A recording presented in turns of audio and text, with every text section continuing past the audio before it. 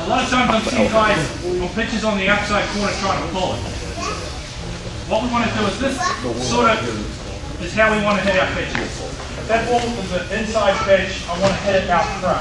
If that ball's down the middle, I want to let it travel a little bit deeper and hit it back of my stance. And the ball on the outside corner, I've got to let it travel. If I don't let this ball travel, I'm going to go out here and hook it, and it's going to be a ground ball to the shortstop or the third baseman, which is happening a lot in the cages when we throw pitches on the outside corner. Okay?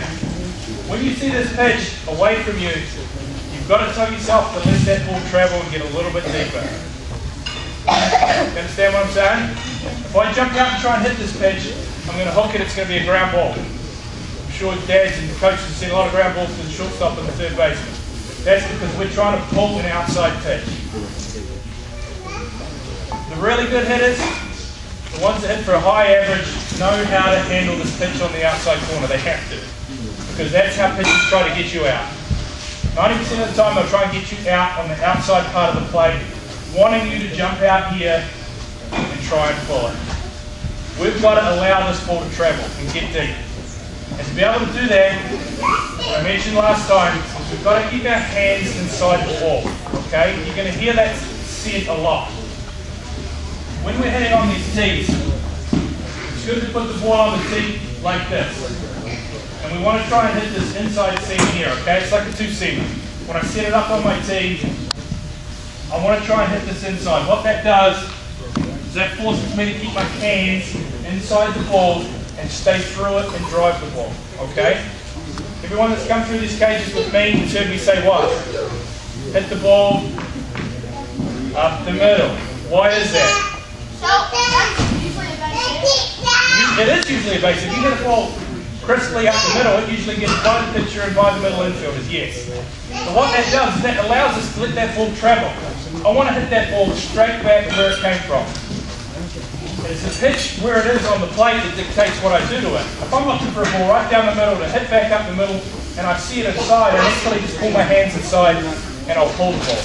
If I'm looking for a pitch down the middle and it's away, I've got to know I've got to wait a little bit longer and I'm going to drive the ball to the opposite field.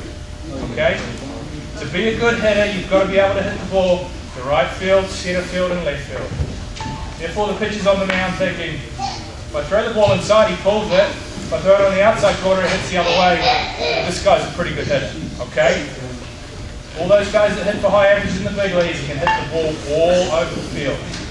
And to be able to do that, you've got to recognize A, what the pitch is, and B, where it is. Okay? Very few guys can go out and get that pitch on the outside corner and pull it. Alright? So let's have a little rundown of what we've been through so far. What have we got on our legs? What do we want to do on our legs? We want to get down. We want to bend our legs. Get down. What's that? Athletic stance. Good man. You've been listening. We want to get the power from our legs into the swing. We don't want to be standing upright and stem here. We're all upper body. Okay? Use our legs. Get into it.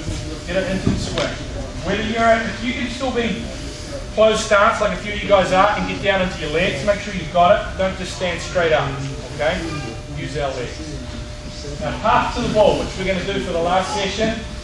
After the point of contact, a lot of you guys now are hitting this ball and are cutting it off. Okay? Your swing is not over when you hit the ball. Okay? We want to hit this ball, so it's one down the middle.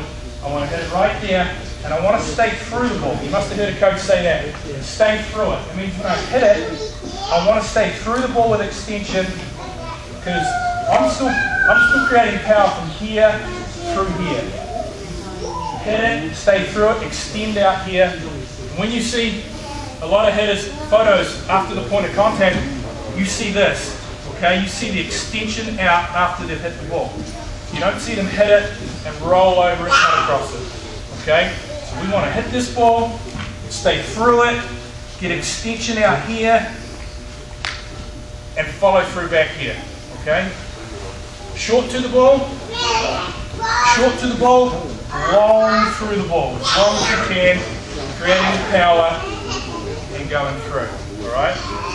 One thing I should have brought up a little bit earlier is our balance. When we've hit this ball, we don't want to be falling all over the place, or falling this way. When I swing and hit the ball, I should hit it, follow through, and I should be balanced. I shouldn't be able to be pushed over, I shouldn't be wobbling. So when you're working on the tees here, make sure we hit it, boom, head down, follow through, and see if we're still balanced. If we're balanced, that means good chance we're taking a good swing. Alright? Okay, this next session, there's going to be a couple toss and cross thrusting. It's going to be some, instead of just the straight toss, coaches are going to stand off to the side and they're going to toss this ball. It's going to come across me. Alright? I still want to take my stance like I'm getting a pitch from out there, but the ball's going to come across. What I have to do, it might be difficult for some of you, is to wait and let this ball travel and hit it straight back up the middle, okay? This is going to force us to let the ball travel and hit it right here. If I jump out on this pitch, I'm going to pull it into the screen over here, which we don't want, okay? So let this ball travel and try and hit it straight back up the middle, alright? Good?